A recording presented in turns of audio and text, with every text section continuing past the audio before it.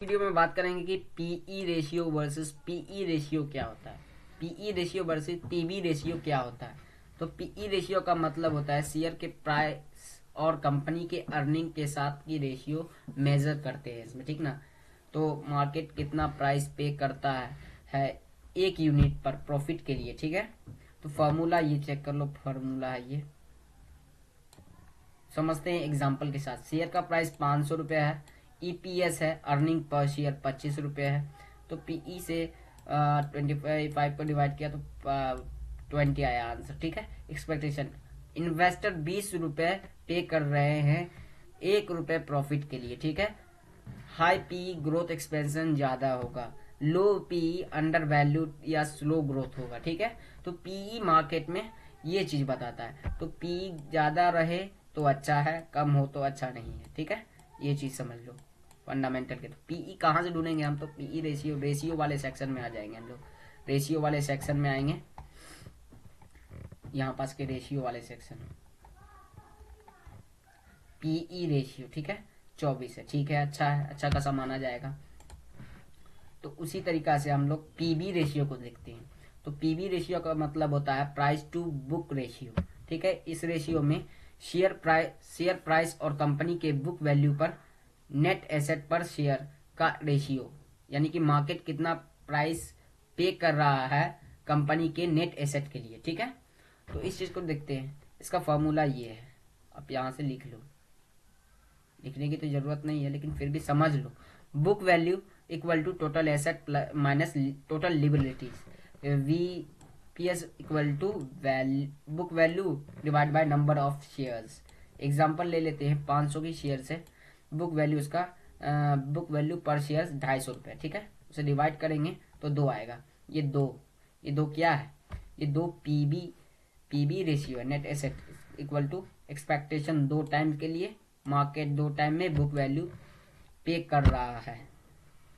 Book value 1 से कम रहेगा, अगर बुक वैल्यू 1 से कम रहेगा तो नेट प्राइस ग्रोथ एक्सपेक्टेशन ज़्यादा होगा। पीबी अगर 1 से ज़्यादा है, चीपेस्ट अंडर वैल्यूड स्टॉक्स रहेगा।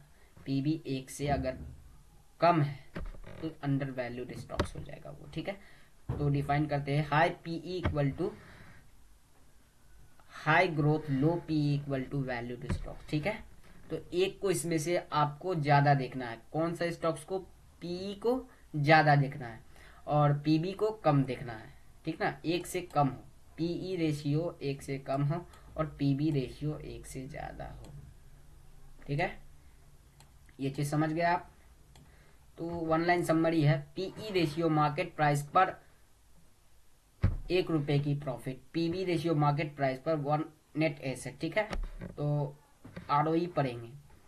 आरओई क्या है, तो ROE return on equity ratio, ठीक है। डिफिनेशन, शेयर होल्डर का कैपिटल, कंपनी का प्रोबेबिलिटी रेशियो, ठीक है। शेयर होल्डर का पैसा कितना इफेक्टिव अर्न कर रही है कंपनी, उसे बताता है। तो फार्मूला होगा ये, फार्मूला देख लेना। Net example, net profit 20 crore की है, ठीक है। शेयर होल्डर इक्विटी 100 करोड़ की है। तो इसे डिवाइड करने पर 20% का आरओई निकलता है। तो 100 रुपए की इक्विटी पर कंपनी 20 रुपए का प्रॉफिट कमा रही है।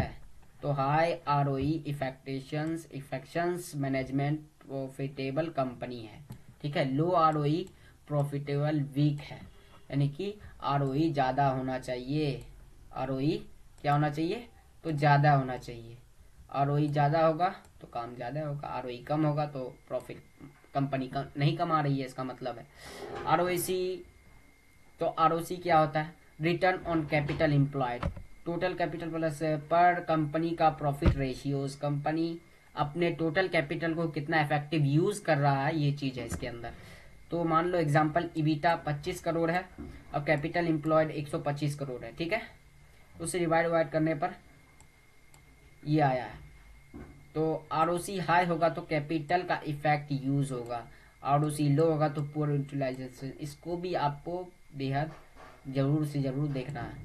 जो जो चीज मैं बतला रहा हूँ वो सारी चीज आपको देखना जरूरी है। तो आरओई आरओसी ये आपको ज्यादा होना मांगता है, ये चीज आप कंपलसरी मान लो। वीडियो ज्यादा लंबी हो रही है नेक्स्ट वीडियो में देखेंगे कि डेब्ट टू इक्विटी रेशियो क्या होते हैं। तो वीडियो अच्छी लगी